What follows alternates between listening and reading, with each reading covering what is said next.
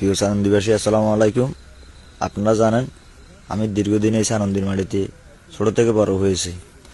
আমি কোনো মেয়ের সাথে বা কার সাথে কখনো বেয়াদবি করিনি। আমি গতকালকে এসা জানার পরে আমি বাসা থেকে বের হই।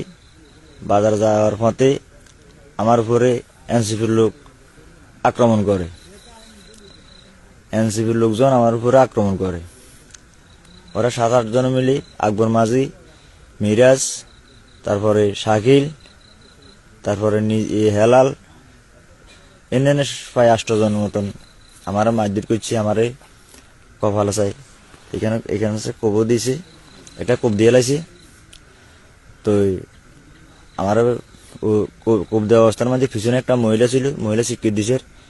সেই মহিলাকে তারা বাড়িতে হাতে ডোয়া ভাঙিয়ে লাইছে, তারও হাত ভাঙিয়ে লাইছে। তা আমার নিচে ফকল বাজার ফার্মেসিতে নিয়েছি। এখানে আমার ট্রিটমেন্ট চলে।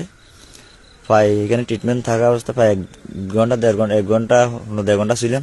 এখান থেকে আমাকে মাইজদি সদর হাসপাতালে নেওয়া হয়েছে। এখানে মাইজদি 10:30 নেওয়া হবার পরে এখানে 10:30 বা 10:30টার ভিতরে আমার যে ট্রিটমেন্ট, যে ব্যান্ডেজটা আমাদের ফার্মেসিতে করছে প্রকল্প বাজার, সেইখানে কমাইছে প্রায় 10:30 কমাইছে। তো আমি কিভাবে এই কাজ করছি, কিন্তু আমি এটা করি না।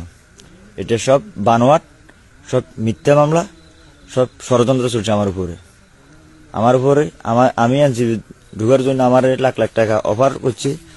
1 লাখ টাকা দেবো, 50,000 টাকা দেবো, তুমি এনসিপিতে চলে আসো। আমি বলছি না, আমি বিএমপি করি। আমি কখনো 50,000 টাকা কেন, 50 লাখ টাকা দিলেও আমি বিক্রি হওয়ার মতো ছিল না। আমি কখনো যাবো তোমাদের দল তুমি করো, আমাদের দল আমি করি, আমি বিএমপি করি। কিন্তু এগুলো সব ষড়যন্ত্র, বানোয়াট। আমি এসে আনন্দিতে কেউ বলতে পারতো না যে কোনো একটা মেয়ের সাথে আমি কথা বলছি। কিন্তু এরা আমার সাথে ষড়যন্ত্র, একটা নাটক সাজাইতেছে।